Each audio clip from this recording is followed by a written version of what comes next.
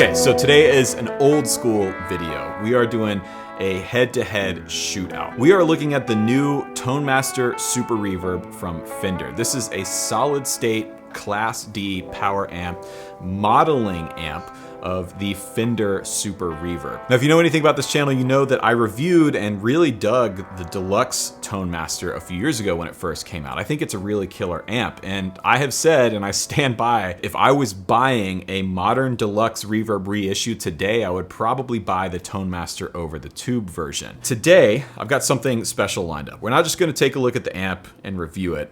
I was able to find and track down a really cool vintage example of a Super Reverb. This is a 1966 Super Reverb. It's early CBS era, it's original speakers, and actually I have a bit of a story with this amp. I had the opportunity to buy it about 6 years ago and passed on it for a ridiculous price, and it's something that still haunts me in my sleep today. This amp is legitimately one of the best guitar amps I've ever played. I used it on a record about 5 or 6 years ago, Noah Guthrie's second record.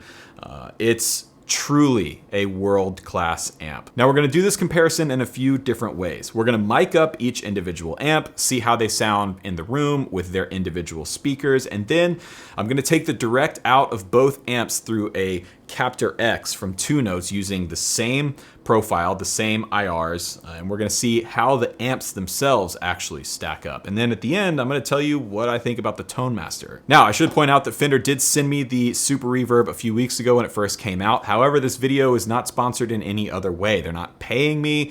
They didn't tell me what to say. They actually don't even know that I'm making this video. So I'm really excited to check these 2 amps and shoot them out, but before we start playing them, a quick announcement. We're still taking pre-orders for my new video course, Fretboard Fundamentals, but the pre-order period is about to run out. This video course is something that we've been working on for the past several months here behind the scenes, and it is a complete comprehensive look at all things guitar theory. It's designed to get everyone from a beginner to intermediate to even advanced players who have some holes in their knowledge when it comes to music theory and applying it to their fretboard, to get you up to speed on the fundamentals of fretboard knowledge and music theory for guitar. The concepts that we cover in this course are concepts that I use every single day as a guitar player, and they're what get me through my gigs and my sessions and making videos here on YouTube. So if you're interested in learning more, you can check out that course and my other video courses in the description box down below. You can also find links to the inner circle down there, and you can find links to the gear that we're using to record and make this video today, like the mics and recording gear.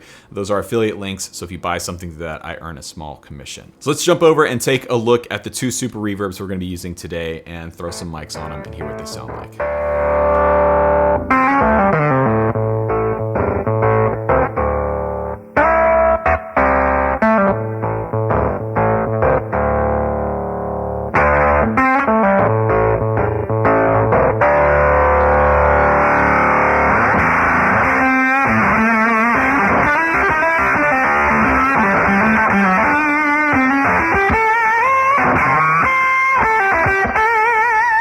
So, first off, the Challenger.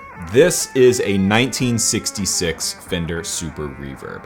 It's traded hands several times, like a lot of these old amps have, and I've known its past 3 owners. Now, this is a mostly original amp. It has the original speakers, it's got the original transformers. Everything on this amp is as it should be, with one exception. There is a mod done to the circuit of this amp. It was done by a California amp builder, and we believe it was done by Bill Crenard from 2 Rock. One of the former owners of this amp and a very close friend of mine did pull the chassis out at one time and found a extra circuit board added with 2 Rock parts on top of the original board. Now, the mod doesn't drastically change the response or tonality of this amp. It is still very much a blackface Super Reverb, but it does add more gain in the normal channel than a normal Super has, and the vibrato channel has a little bit more clean headroom than a normal Super Reverb does, but that's it. I've played a lot of old Supers.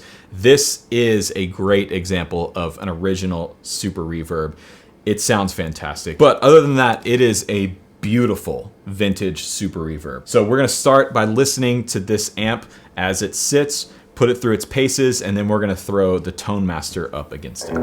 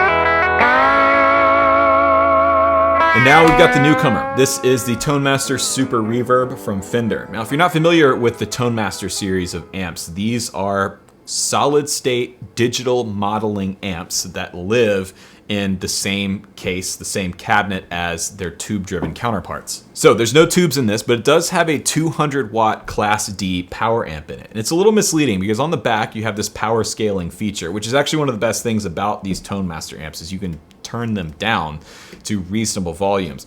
But on the back, it says full power is 45 watts, like the original tube-driven Super Reverb is. But it's actually not. It goes up to 200 watts. Because it's a Class D solid-state power amp, it's just different in how it outputs its power. Now this amp is loaded up with a set of 4 Jensen P10R Alnico speakers. These are the real deal Jensen speakers, which I really like. They're not some special sort of neodymium modeling speaker. These are actual Jensen Alnicos in here. And this amp has a direct out, has an XLR out with some built-in cabinet modeling. So you don't even have to mic this amp up if you don't want to or don't have the opportunity to. You can just send a direct XLR out to front of house or to your interface and run the amp silently, which is a super cool feature. So we're gonna throw the same mics on in the same position, and we're gonna see how this stacks up to the vintage Super.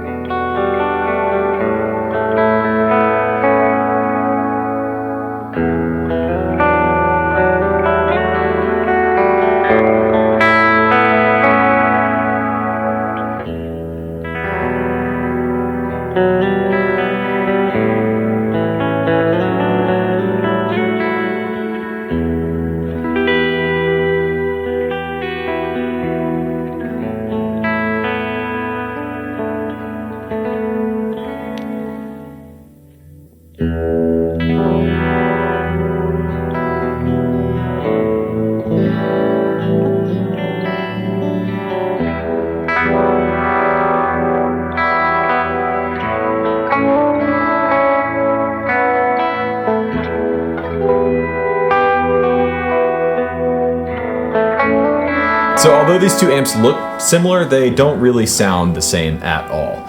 Now, I was kind of expecting this. We have a 50-plus-year-old, completely original, vintage Fender amp versus something that is brand new just off the line. I mean, the difference in the speakers alone probably account for much of the difference in the sound of the amp.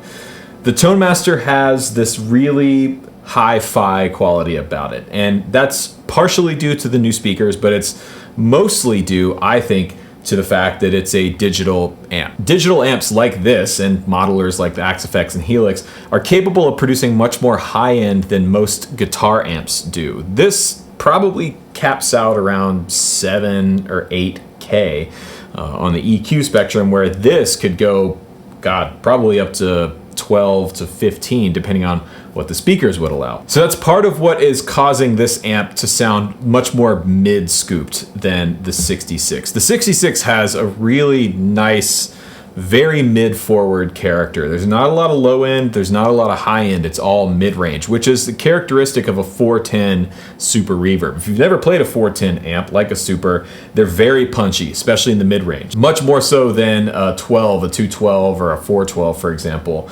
And that's part of the charm of these amps. So I do think it was worth comparing these two amps, but I did not think they were going to sound similar at all. You just can't account for old speakers and old transformers and old tubes.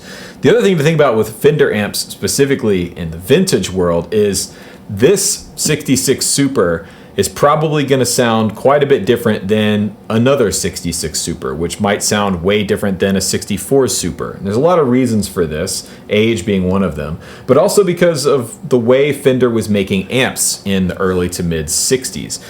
The quality of the electrical components they were using were not all that good. In fact, I've heard that in some cases, the caps and resistors that Leo would use were plus or minus 20%. That's a pretty big swing, which leads to vintage Fenders sounding quite a bit different. The modern one, being digital, is going to be a lot more consistent. So this may sound a lot closer to the amp that they modeled it after. I don't know. But it goes without saying that these two amps don't really sound the same at all. Now, I don't necessarily think that's a bad thing. Different is not worse. If this is what you're looking for out of a Super Reverb, you could get there with this, with a little EQ and some work in post-production or an EQ pedal. But out of the box, the Tonemaster doesn't really have that old school vintage Fender thing. But let's go ahead and take the speakers out of the equation. I'm gonna set up the 66 going through my Torpedo Captor X, and then I'm gonna take the direct line out of the Tonemaster and send it into the Wall of Sound plugin, also from 2Notes. Now, it's worth noting I can't run the Captor X and the Tonemaster together. I checked with 2Notes, it's not possible.